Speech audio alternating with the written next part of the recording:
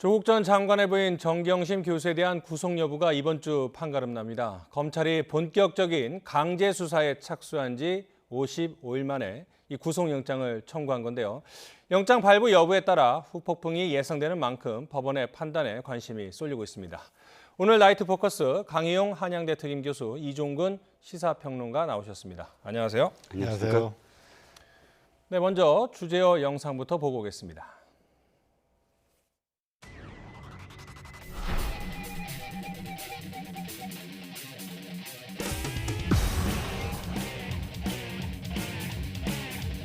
어떻게 수사를 했는지 다 이제 뭐 조금 있으면 다 드러날 텐데 조금 기다려 주시죠. 사실 평상시에도 심각한 두통과 어지럼증으로 고통받고 있었어요. 근데 며칠 전에 뇌경색과 뇌종양 진단을 받았어요.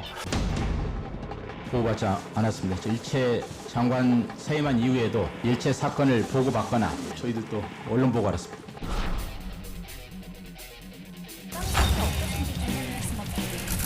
허위로 넘어졌다는 의혹도 있다고. 모든 법관들은 헌법 정신에 따라서 독립해서 재판을 하기 위해서 노력하고 있다는 점을 말씀. 저는 뭐 그런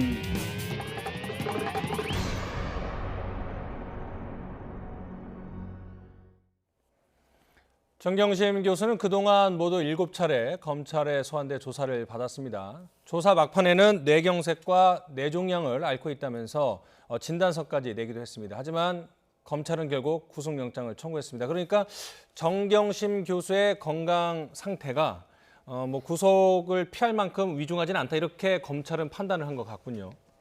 근데 단지 오늘 이제 그 영장 청구한 것이 네. 건강 상태를 염두에 두고 하냐 마냐의 문제는 아니었고요. 네. 그동안에 55일간 검찰이 최대 규모의 수사단을 꾸려서 네. 뭐 71군데의 압수수색을 통해서 그 말 그대로 우리 국론을 두 조각 내면서 수사를 해오지 않았습니까? 네. 그 과정에서 결국은 검찰이 형사소송법상에 있는 불구속 수사 원칙에도 불구하고 네. 구속 수사를 하겠다라는 네. 입장을 밝힌 거죠. 네. 그래서 지금 오늘 내용을 보면 이미 이제 그 변호인단에서 피고인 측의 변호인단에서는 관련해서 건강과 관련해서 진단서라든가 MRI, CT에 대한 촬영본도 다 제출했다. 네. 그것이 이제 판단의 요소가 됐는지 모르겠습니다만 네. 실질적으로 오늘 발표한 11가지 혐의가 보면 결국은 이제 두 가지 사건으로 이제 귀결이 되는 것이고, 두 가지는 결국 딸과 자식들의 그 입시 비리 문제에 있어서의 어떤 표창장 위조 문제나 이런 부분들이 있을 것이고요. 그 다음에 또 한 가지는 사모펀드에 있어서 실제로 투자자의 입지가 아니라 운영자 직접 개입을 했거나 해서 실제로 이게 공무원으로서의 어떤 그 재산 공개하는 데 있어서 또 공무원 윤리강령을 위반했거나 이런 부분까지 이제 나갈 수 있는지 여부라고 보여지거든요. 그러나 지금 이 두 가지를 봤을 때, 축약해서 봤을 때 그동안에 나왔던 반론을 따져보면은 실제로 많은 부분들이 탕충되거나 충분히 해명이 가능한 부분도 있거든요. 그래서 이제 결과적으로 양측의 주장이 이제 그동안에 팽팽하게 해왔다면 이제는 구속영장 1차적인 부분을 통해서 실제로 본 재판까지 들어가는 과정에 이제 초입에 와 있는 건데, 이 과정에서 결국 사법부의 판단을 기다리게 되는 것, 이렇게 보여집니다. 그래서 그동안에 이제 뭐 검찰이 여러 가지 뭐 이야기를 들으면서 또 국정감사에도 검찰총장이 직접 나와가지고 뭐 큰 소리로 이제 좋은 결과가 있을 것이다, 뭐 이렇게 좋은 결과가 아니라 결과를 보여줄 것이다라고 얘기를 했습니다만, 지금 오늘 보여준 거 내용을 보게 되면은 좀 그렇게 크다 기대가 되지 않는다, 이렇게 보여지고요. 그래서 최종적으로 사법부의 판단을 존중하면서 좀 지켜볼 필요가 있는 상황이 왔다, 이렇게 기대가 안 보여집니다. 된다는 건 어떤 말씀을 하시는 건가요? 제가 드린 말씀은 그동안에 이제 해온 그 검찰 수사의 어떤 그 규모나 어떤 기간, 그다음에 다양한 수사 방식에 비해서 실제로 꺼내 든 것이 좀 초라해 보인다, 이런 얘기고요. 그래서 이것이 자칫 이제 빈술의 수사로 끝날 공산이 대단히 커 보인다. 이것이 이제 오늘 대변인단의 변호인 측 그러니까 피고인 측의 변호인단이 이제 내놓은 자료에도 보면 상당히 자신감이 묻어 있거든요. 네. 그러니까 이것은 그동안에 언론을 통해서 혹은 뭐 피의 사실 공표 이런 방식으로 좀 나왔던 내용들에 대해서 그동안 많은 증인들이 또 많은 증거들이 사실 그 부분들을 탄핵하고 있거든요. 네. 그래서 그런 것들이 실제 법정에서 어느 정도 법원 사법부의 판단을 받을 수 있을지는 지켜봐야 되겠습니다만 어떤 뭐 스모킹건이 있다거나 결정적인 무엇이 있다거나 이렇게 보이지 않는다는 그런 뜻입니다. 네. 이 무료라는 표현을 써도 될지는 모르겠지만 어쨌든 검찰은 정 교수에 대해서 11개의 혐의를 적용을 했습니다. 변호인은 그중에 이제 검찰이 약간 부풀렸다. 실질적으로 보면 2가지 혐의밖에 안 된다 이렇게 얘기를 했는데 말씀하신 것처럼 이제 입시 비리랑 사모펀드 관련 의혹인데 사실은 한 가지를 더 굳이 추가를 하자면 증거인멸 의혹도 포함이 되지 않겠습니까? 근데 이제 일각에서는 증거인멸 자체만 하더라도 중형에 해당하기 때문에 중죄에 해당하기 때문에 충분히 구속영장을 청구할 만한 가치가 있다. 이런 시각도 있더군요. 어쨌든 지금 말씀하신 것처럼 소문난 거에 비해서는 별로 그 영향가가 없는 수사 결과인 것 같다라고 말씀을 해주셨는데 변호인단도 법원의 영장 실질 심사 때 충분히 해명을 하고 오해에서 비롯됐다고 얘기를 했거든요. 그런 시각에 대해서는 어떻게 보십니까? 일단 변호인단이나 혹은 정경식 교수 측은 대단히 일관되게 혐의를 모두 다 그것도 부정을 하고 있습니다.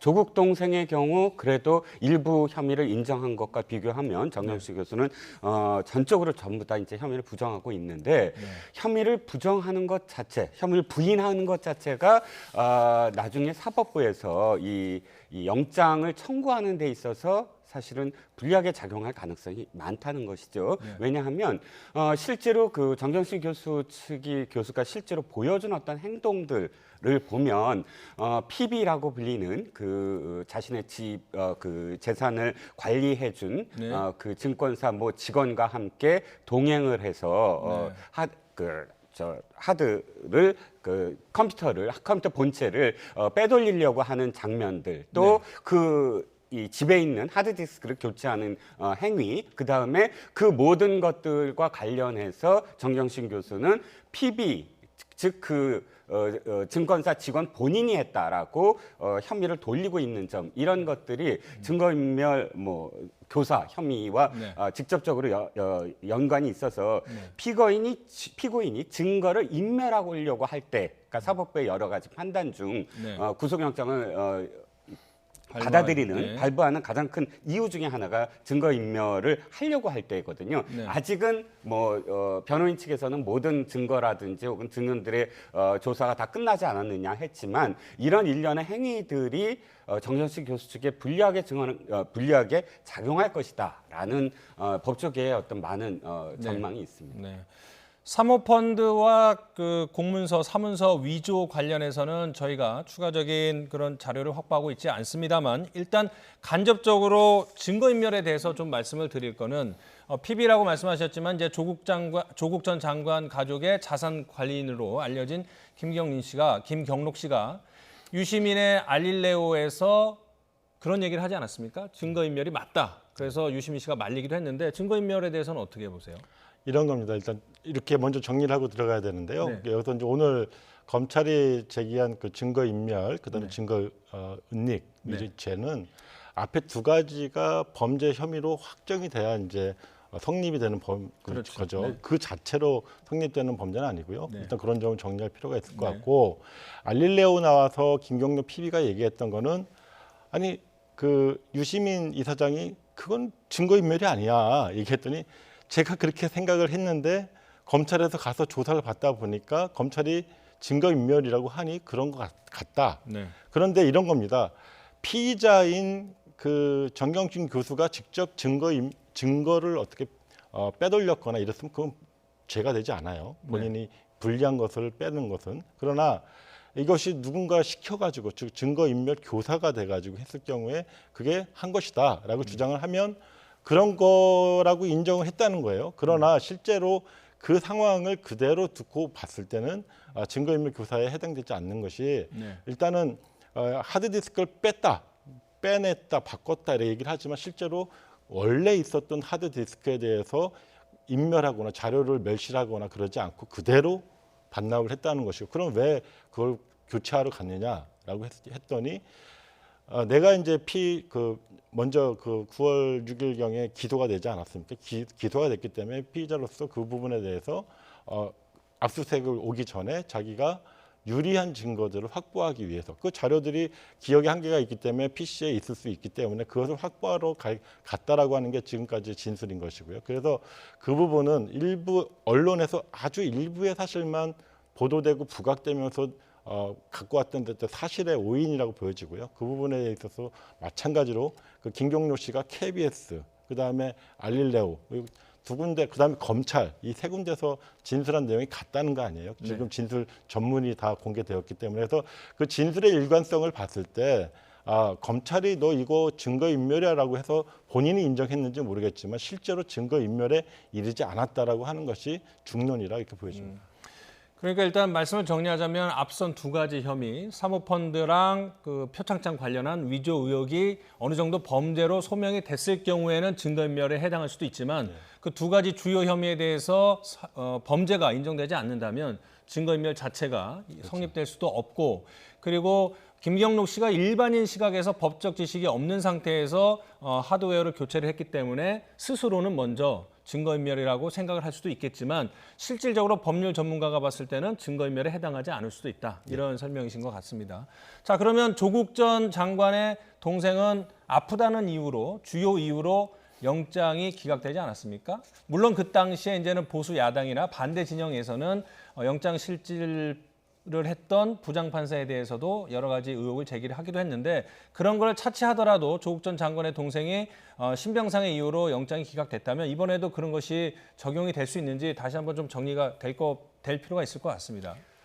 그 문제와 관련해선 저는 어떠한 경우라도 그건 뭐 진영에 대한 문제도 아니고 또 죄의 어떤 그런 그 경중을 떠나서 이 해당 그 피고인이라든지 소환되는 사람의 건강 상태는 엄밀하게 봐야 되고 그거는 어떤 뭐 귀천도 아니고요. 엄밀하게 봐서 분명히 이 수용 생활 내지는 구속 생활을 견디지 못한다 그러면 그건 무조건 사실 받아들여야 된다. 저는 그 원칙에는 변함이 없습니다. 그런데 문제는 어쨌든 일련의 어떤 과정들, 그것을 밝혀내는 과정들이 그다지 클리어하지는 못했다. 솔직히 말씀드리면 정경심 교수 역시 진단서 문제도 일찍 제출했으면 문제가 이렇게까지 비화되지 아니했는데 우리가 보통 공문서로 인정받기 위해서는 해당 그 문서에 누군가에 의해서 어떤 기관에 의해서 그것이 적시돼야만 권위가 인정되지 않습니까? 신뢰성 인정받죠. 그것이 그 신뢰도를 인정받지 못하는 상황이 아무것도 없는 상태에서 이 사람은 입원했다라고만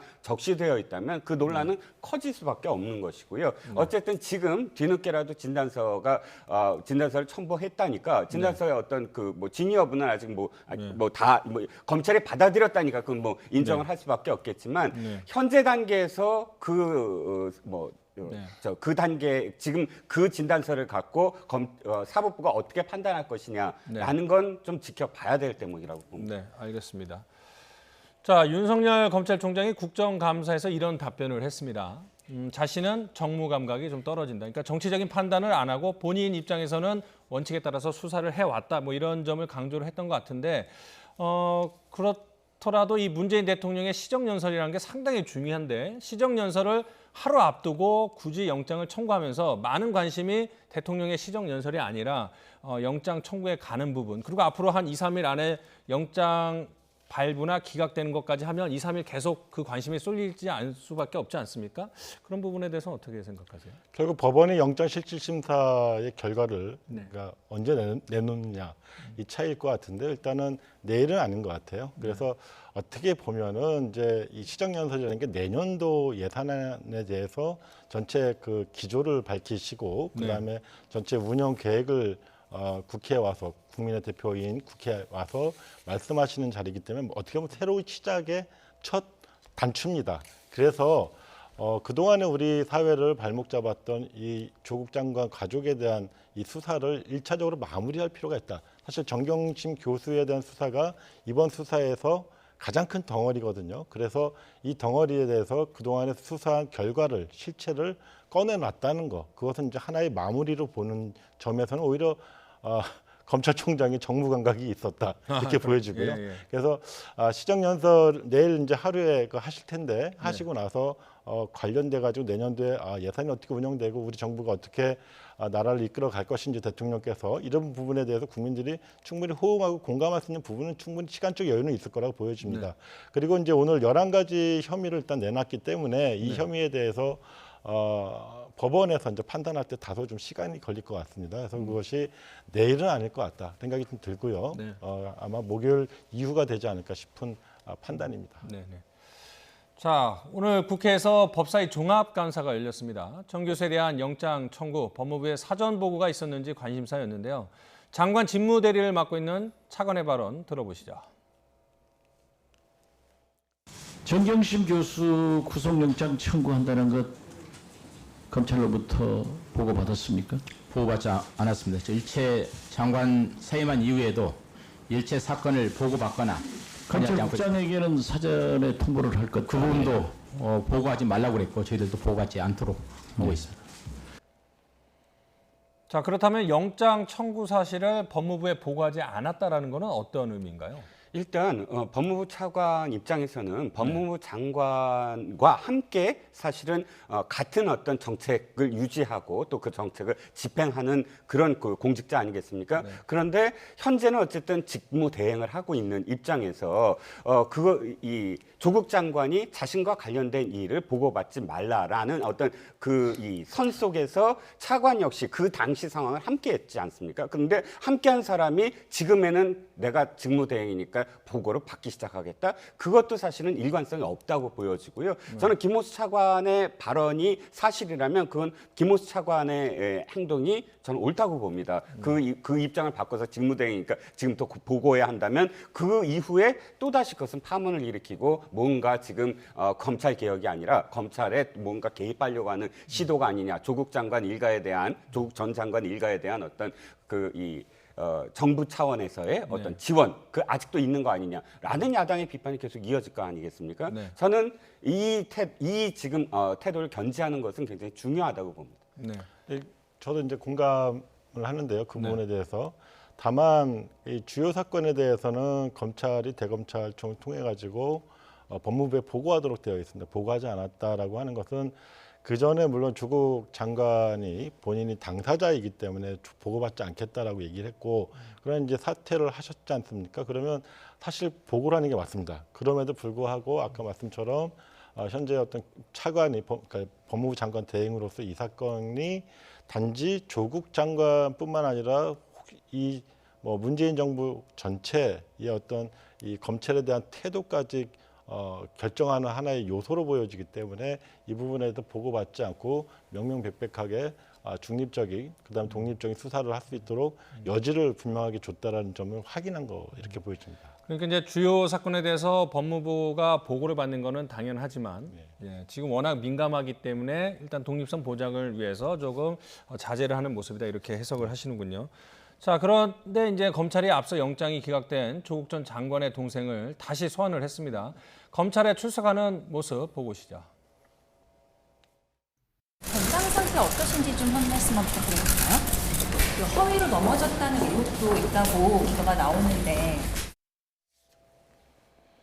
네, 조국 전 장관의 동생 휠체어를 타고 왔습니다. 그리고 허리 쪽이 안 좋다고 그랬는데 목 쪽을 이제 시술을 받았다고 그래요. 앞으로 뭐 재청구를 한다고 하는데 수사는 어떤 식으로 진행이 될 것 같습니까? 일단 조국 장관 동생과 관련한 논란이 계속 이어지고 있지 않습니까? 그 뭐 꾀병이다 아니다. 그것도 언론 보도에 의해서 지금 지난번에 기각돼서 나왔을 때는 멀쩡하게 걸었다. 근데 오늘 또 다시 휠체어에 탄 모습 이런 게 공개되면서 여러 가지로 지금 오버랩되는 장면들, 예를 들어 옛날에 그 재벌 총수들이 뭐 소환됐을 때 휠체어를 탄 장면과 연관지어서 권력이 있는 사람의 가족은 똑같은 어떤 그 권력을 행사하는 것 아니냐라는 비판도 지금 계속 이어지고 있습니다. 근데 문제는 지금 그 이후에 기각된 이후에 조국 장관 동생 같은 경우 혐의를 인정하지 않았습니까? 근데 혐의를 인정하는 과정에서 내가 직접적으로 자의적으로 한 게 아니라 나도 상대방이 요구해서 한 것이다라고 얘기를 했는데 그건 물론 이 변호사들이 많이 조언을 하고 있겠지만 어찌됐든 상당히 자신한테는 어떤 불리한 내용입니다. 뭐 요구를 받아서 했든 아니든 간에 여러 가지 그러니까 그 운동 학원의 전체적인 어떤 비위와 관련해서 조국 전 장관 동생이 연루됐을 가능성이 굉장히 높아지고 있는 형국이거든요. 네. 그렇기 때문에 일단 지금 조국 전 장관의 동생도 자신의 어떤 그런 이 건강 상태를 또 지금 검찰에 또다시 뭐 제출을 하고 있는 것으로 알고 있지만 네. 검찰은 아마도 또다시 재영장을 청구할 것으로 보입니다. 이 자체는 지금 정경심 교수와는 또 다른 갈래. 정경심 교수한테는 운동학원과 관련된 어떤 혐의는 없지 않습니까? 그런데 조국 전 장관 동생 같은 경우는 운동학원과 관련된 어떤 부분이기 때문에 나중에 조국 전 장관의 소환과 관련해서는 양갈래 정경심 교수와 관련된 부분과 조국 장관 동생과 관련된 운동학원 부분 이 양갈래로서 거기에 대한 어떤 참고인 신분 일단 참고인 신분의 어떤 소환 조사가 이어질 수 있는 그런 하나의 어떤 가닥이다라고 보여지죠. 그 휠체어를 타고 소환되는 모습이 예전 재벌 총수들의 모습이 연상됐다 뭐 이런 지적도 하셨습니다. 일단은 지금 조국 전 장관의 동생은 크게 두 가지 혐의를 받고 있습니다. 운동학원 채용 비리 그리고 위장 소송 관련인데요.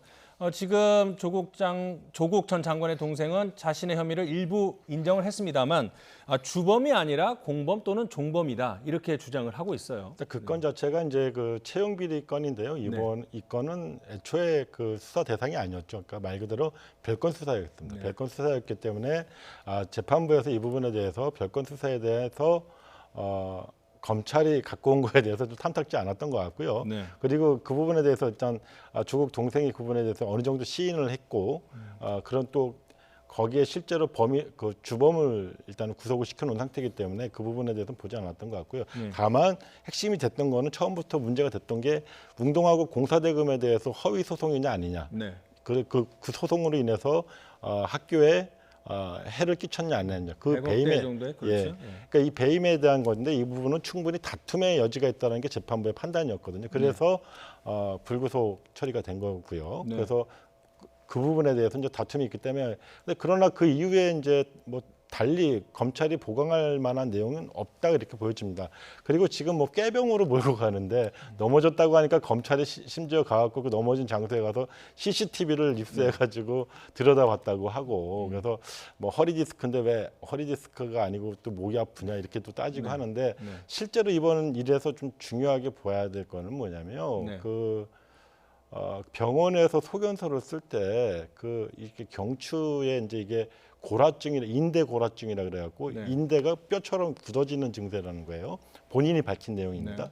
그랬을 때 그거는 마비가 오기 때문에 마비가 오면 끝을 볼 수 있기 때문에 그 부분에 대해서 상당히 걱정스럽다는 얘기를 했는데 그래서 이번 수술이 필요하다 이런 소견을 냈는데 검찰이 와서 뭐 10월 8일 날 데리고 가네 마네 이러면서 의사를 만나갖고 와서 수술이 필요 없다라는 식으로 소견서가 다시 나옵니다. 하루 만에 바뀌어요. 그렇죠. 한 병원에. 네. 그래서 그 부분에 대해서 이제 기자들이 왜 달라지냐 했더니 검찰이 밝힌 내용은 의사가 달라서 그렇다 이렇게 얘기를 했다는 겁니다. 그러나 이제 최종적으로 나온 그 10월 10일 날 나온 소견서에는 아까 말씀드렸던 그 경추 인대 고라증하고 그다음에 척수병증 이런 그러니까 실제로 목 주변의 어떤 척수와 이 경추의 여러 가지 문제로 인대 문제로 해가지고 본인이 거동하기 힘든 상황이라는 거죠. 그러니까 우리가 정말 저거 꾀병일까? 우리가 아까 말씀하셨듯이 저걸 재벌들의 그런 휠체어 쇼하고 돈급으로 놓을 수 있을까? 저는 당사자가 아니기 때문에 그거를 우리가 단언하기는 어렵지만 일단은 본인이 여러 가지 고통을 좀 호소하고 있는 바가 일부 언론에 YTN에서도 이제 보도를 했습니다만 주변을 너무 많이 검찰이 수사를 하고 이제 뭐 심한 말로 뭐 들쑤셨기 때문에 너무 고통스럽다 이런 이제 얘기를 하고 있거든요. 그래서 저 부분도 있는 그대로 좀 봐줄 필요가 있을 것 같다는 생각이 듭니다. 네. 자, 이렇게 해서 이제 검찰은 정경심 교수에 대한 영장을 청구를 했고요. 조국 전 장관 동생에 대해서도 영장을 다시 청구할 방침이라고 합니다. 그러면서 이제 오늘부터 조국 전 장관에 대한 직접 조사가 불가피하다 이런 언론 기사들이 쏟아져 나오기 시작을 했는데 어떻게 보십니까? 그 가능성을? 자, 일단 네. 조국 장관 부인 정경심 교수와 관련해서 네. 사실 사문서 위조라든지 뭐 또 이 공문서와 관련해서 그러니까 그 입학증, 입학 허가와 관련된 부분들보다 네. 더 중요한 게 사모펀드 부분이거든요. 네. 그러니까 조국 전 장관이 민정수석 시절부터 네. 이 사모펀드와 관련돼서 연루가 돼 있느냐 안 돼 있느냐에 대한 문제. 그리고 문제의 핵심은 이겁니다. 기자간담회나 혹은 청문회를 통해서 조국 전 장관은 일관되게 모른다라고만 했어요. 그런데 사모펀드와 관련해서는 전문가들의 일치된 의견이 블라인드 펀드다라고 한 부분. 블라인드 펀드가 마치 펀드에 가입하면은 거기에 대해서 투자한 사람들한테 아무것도 알려주지 않는다라는 의미로 지금 조국 전 장관은 이야기했지만 그건 역시 사실이 아니다. 처음에는 뭐 누가 얼마나 했는지를 는 모르게 하지만 그러나 어느 정도 어떤 수익의 어떤 과정, 투자하는 과정에서는 중간중간 계속 보고를 하게 돼 있는데 물론 그것도 사실 여지는 있다고 합니다. 실제로 그것을 알려주지 않겠다라는 어떤 서로 간의 뭐 투자와 그다음에 PFE 이 운영사와 간의 어떤 협약이 있다면 그것도 가능한 부분인데 일부 언론 보도나 혹은 검찰 측에서 나온 이야기에 따르면 첫 번째 그러니까 조국 전 장관이 기자간담회 하는 그런 정도의 어떤 이 시기에서 네. 이미 그 운용사가 준 어떤 자료에는 그 내용이 없었다. 블라인드 펀드와 관련된 내용이 없었다. 나중에 추가됐다. 뭐 이런 어떤 과정들 한 예만 들었습니다만은 이런 부분들이 조국 전 장관의 소환 가능성 그러니까 이해 충돌이 가장 큰 문제 아니겠습니까? 자신이 공직자로 있을 때 어떤 이 자본시장법을 위배하거나 혹은 이해 충돌과 관련된 어떤 부분들이 연루가 돼 있느냐 안 돼 있느냐에 그 여죄 여부를 떠나서 일단 그 확인은 분명히 필요하다. 그러니까 소환 자체는 그건 피할 수 없는 길인데 문제는 소환 이후에 그 혐의를 잡아서 뭐 기소를 할 것이냐 아니면 구속을 할 것이냐 그건 또 다른 문제라고 할 수가 있겠죠. 지금 말씀하신 내용이라면 사실 문제가 안 됩니다. 왜냐하면 이 코링크 피, 그러니까 이 펀드, 레드 펀드, 블루 펀드, 그다음에 배터리 펀드의 운용사인 코링크 피가 실제로 설립되고 운영되어진 게 가동이 된 게 15년도, 16년도입니다. 즉 조국 장관이 교수 시절이었던 것이었고요. 그다음에 더불어민주당이 야당 시절이었던 것이죠. 그래서 박근혜 정부 시절이었기 때문에 그 시절에 그런 코링크 피가 누가 만들었느냐 이 부분에 대해서는 뭐 이미 밝혀진 바대로 익성이 최대 주주고 85%. 그다음에 조범동의 지인이라고 지금 밝혀져 있는데 조범동의 지인이 나머지 15%를 댔다. 1,500만 원. 갖고 조범동 씨라면 이제 전 장관의 5촌 조카죠. 그러니까 지금 실제로 이제 오늘 뭐 변호인단에 밝혔듯이 이 정경심 교수와 조범동을 그러니까 혼합을 해가지고 그 조범동의 죄를 정경심 교수와 공범 내지는 덮어 씌운 혐의로 해가지고 이제 구성한 것이다 이렇게 얘기를 하고 있거든요. 그래서 그 부분은 좀 문제가 되지 않을 것 같고 그다음에 블라인드 부분은 잠깐만요. 제 말씀을 지금 반박을 하셨으니까 하나만 더 그러니까 저도 그 부분을 제가 반박을 말씀을 듣고 먼저 얘기하세요. 하고 블라인드 펀드는 모른다라고 얘기했는데 만약에 몰랐다가 알았다 손 치더라도요. 그 자본시장법에서는 그것은 그 책임은 운용사의 책임입니다. 투자자의 책임이 아닙니다. 그래서 그 부분 자체가 뭐 블라인드 펀드여서 몰랐어야 되는데 네가 알았다라고 해서 그게 진짜 알았는지 모르겠습니다만 알았다고 해서 그거를 죄를 물을 수 없다라는 거죠. 네.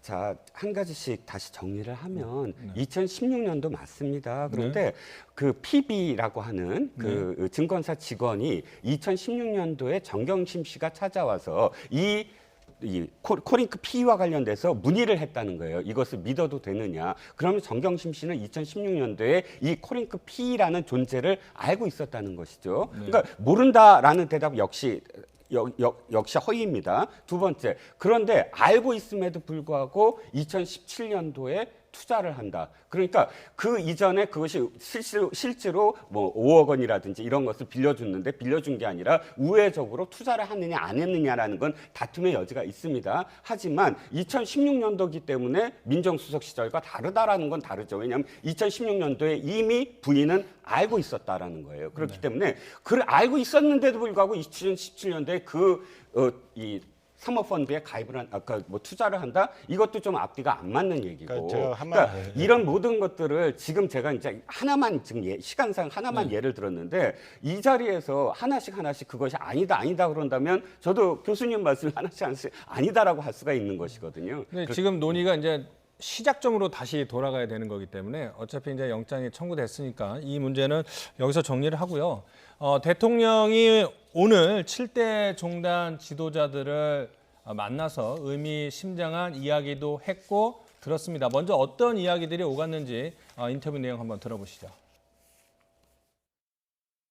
지금 이제 2년 가까이 흘렀는데 국민 통합이라는 면에서는 우리들 나름대로는 뭐 협치를 위한 노력을 하기도 하고 또 많은 분야에서 통합적인 그런 정책을 시행하면서 나름대로 노력을 이제 해왔지만 그러나 뭐 이렇게 크게 그렇게 뭐 진척이 없는 것 같습니다. 아마 앞으로 또 총선이 점점 다가오기 때문에 이런 정치적 갈등은 더 높아지고 또 그 정치적 갈등은 곧바로 또 국민들 사이의 갈등으로 더 증폭될 그런 맞아요 가능성도 있다고 생각이 됩니다. 저희가 이제 대통령의 발언을 전부 다 보여드리진 못했는데 보여드리지 못한 부분에서 이런 얘기가 있습니다. 이제 검찰 개혁 같은 개혁이 필요한데 정치 공세 때문에 그것이 잘 안 되고 있다. 그래서 일각에서는 자유한국당을 겨냥한 발언 아니냐 이런 해석을 내놓고 있더군요. 어떻게 보십니까? 대통령께서 이제 그런 말씀을 하신 그 근저에는 그 배경에는 검찰 개혁, 공수처 설치, 뭐 검경 수사권 조정 이것이 아주 매우 높은 사회적 합의를 이루고 있다라고 하는 전제에서 말씀을 하신 거라고 봅니다. 네. 즉 어떤 여론조사에는 82%, 뭐 70% 이상의 국민들이 찬성을 하고 있고, 그다음에 지난 대선에서 오늘도 뭐 일부 언론에서 나왔습니다만 그렇게 반대하는 유승민 의원이 실제로 대선 공약 때 그 부분을 공수처 설치를 내놨고요. 그리고 이제 자유한국당 내에서도 이제 2012년도에 그 공수처 법안을 내놨던 그 기록들이 이제 나오기 시작하고 있지 않습니까? 사실 어느 시점에선가 2004년도에 사실 처음 실시가 이 법안이 발의됐다가 폐지된 이래로 2010년도 이후에 이제 사실 이런 부분들이 각 정당마다 검찰의 어떤 비대해진 견제받지 않은 이런 권력에 대한 견제 균형의 요구들이 있었기 때문에 이 부분에 대해서 법안들도 만들고 또 그 부분에 대한 국민적 동의가 높았다. 그래서 이런 거 당연히, 그리고 이제 문재인 대통령께서도 그걸 공약을 내걸었고 당선되셨기 때문에 그것을 추진하는 과정인데 이거를 지금 당장의 정쟁의 소재로 삼아가지고 반대하고 있는 세력들이 존재하고 있는 거 아닙니까? 그래서 이 부분에 대한 안타까움을 좀 토로하신 거다 이렇게 보여집니다. 2년 반 동안 협치를 노력했지만 잘 안 됐다. 이렇게 평가를 했는데 이 부분에 대해서 어떻게 생각하세요? 근데 오늘 이 종교 지도자들과 만나서 하신 말씀들이 상당히 공감되는 부분도 있어요. 하지만 좀 아쉬운 부분은 네. 이런 대목들입니다. 말씀하셨듯이 국민 통합 노력했으나 진척이 없다. 나름대로는 협치 노력했으나 많은 분야에서 통합 정책 시행 노력했다. 공정사회 노력 기울였다. 스스로 노력을 기울였다라고 하는 대목만 5번이 나옵니다. 그런데 상대적으로 안 된 이유는 정치권이 계속 공방만 벌였기 때문이다. 뭐 이런 톤으로 나옵니다. 그런데 아쉬운 건 이거지요. 최근에 한 2개월 동안 조국 장관 논란이 왜 일어났냐면 국민들이 반대에도 불구하고 아까 여론조사 말씀하셨지만 여론은 일관되게 50%가 넘었습니다. 반대가. 그런데 그 반대에도 불구하고 임명을 해서 그다음에 그 조국 장관 전 장관의 그 일가의 어떤 수사가 계속 이어지는데 사실 이것도 이해 충돌이 일어나고 있잖아요. 법무부 장관인데 자신의 가족들의 어떤 수사를 지켜봐야 되는 어떤 점. 그러니까 기자들은 계속 출근하는데 검찰 개혁을 묻지 못하고 가족 수사에 대해서 물을 수밖에 없는 그런 상황이 이어지면서 국민들이 갈등. 그러니까 정말 뭐 임명된 지는 한 60여일, 그다음에 내정된 지 60여일이고 임명된 지 30여일 동안 초유의 갈등 상황이 지금 빚어지지 않았습니까? 그렇다면 어찌됐든 이 사퇴로 이어진 어떤 상황 속에서 본인의 책임도 어느 정도는 인정을 해야 되는 게 아니냐. 네. 오늘 조계종에서 이렇게 말씀하셨습니다. 원효의 화쟁 사상과 관련해서 비유를 드셨는데요.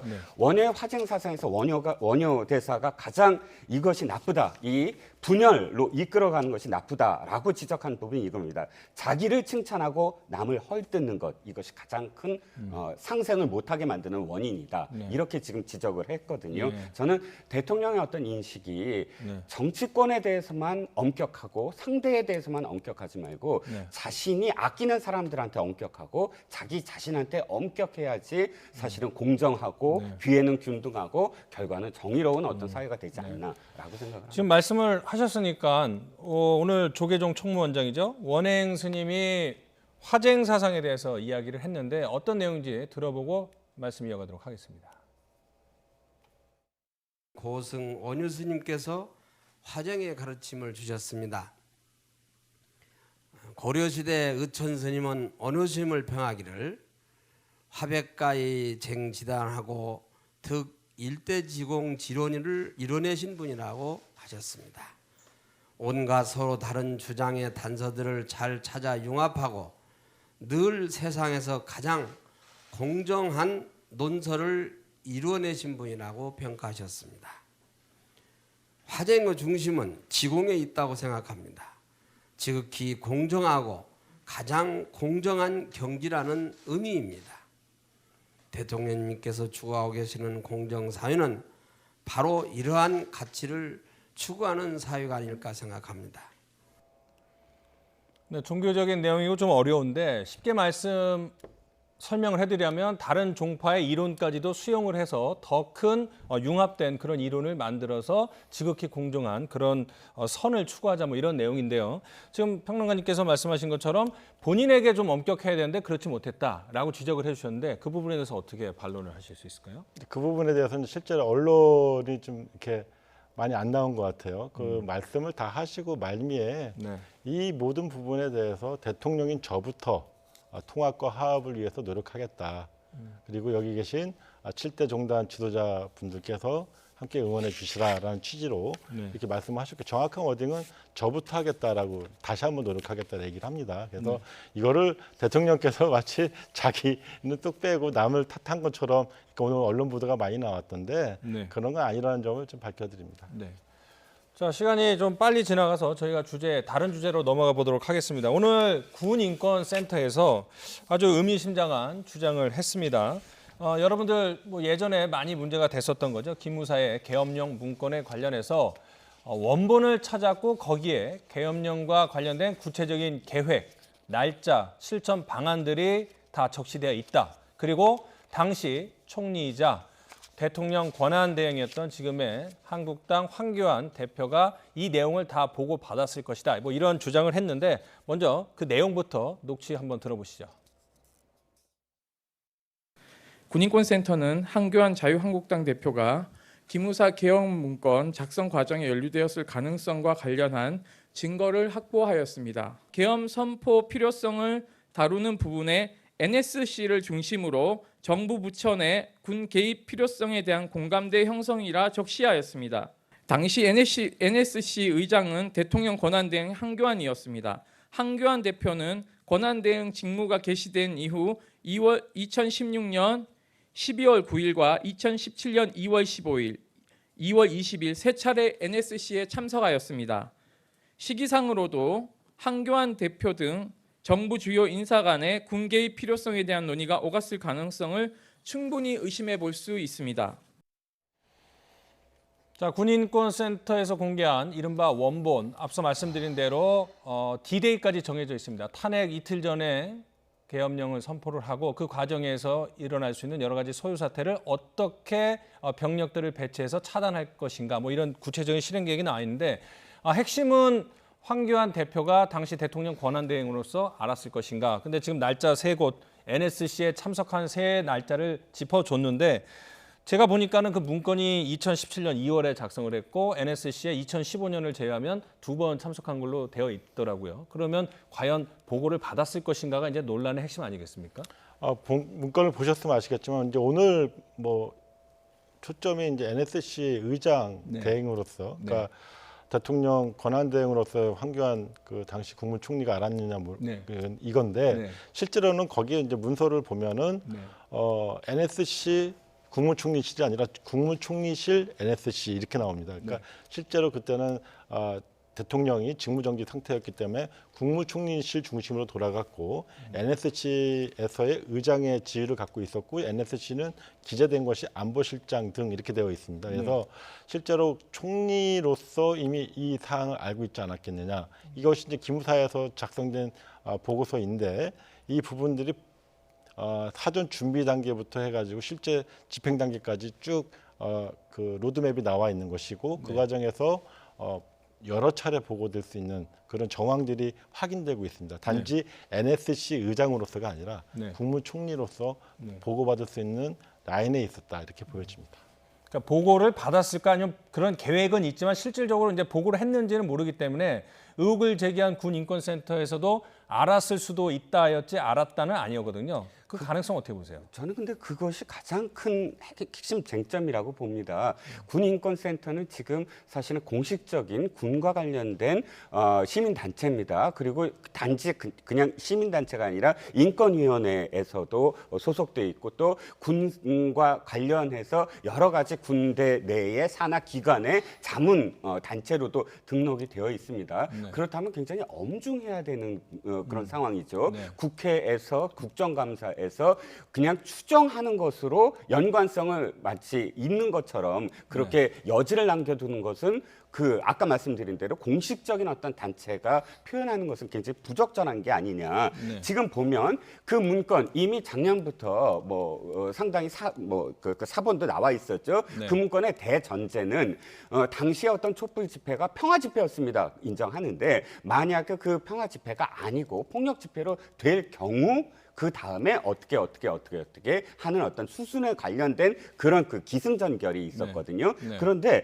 NSC 2월 달에 2번을 이 회의를 했대지만 2번 다 이유가 있었어요. 당시에 북한의 그 도발이라든지 그런 이유가 없이 NSC를 열지도 않았을 뿐더러 NSC와 관련된 회의 자료는 또 따로 이 문서가 있습니다. 그 NSC를 열어서 지금 이 혹시나 오늘 보도가 이렇게 연결된 NSC 자체가 이 보고를 받기 위해서 열렸다. 이렇게 지금 오해의 여지가 있는데 NSC에 대해 개최에 대한 어떤 이유가 당시에 분명히 있었고 또 문건도 있었다. 그런데 지금 임태훈 소장의 오늘 발언 자체가 확실하게 황교안 지금 그 대표와 연관성이 있다라고 할 수 있는 개연성이 얼만큼 있겠느냐라는 건 상당히 지금 부적절한 부분이 많다는 거죠. 이거만 하나 말씀드려야 될 것 같은데요. 오늘 그 인권법센터에서 얘기한 거는 자기 주장을 얘기한 게 아니라 기무사령부에서 작성한 2급 비밀. 그것이 먼저 2018년도에 공개된 거는 전시 계엄 및 합수 업무 수행 방안이었는데 이거는 현시국 관련 대비 계획이라고 하는 실제 대비 이 계엄을 선포하기 위한 계획이었단 말이죠. 그 과정에서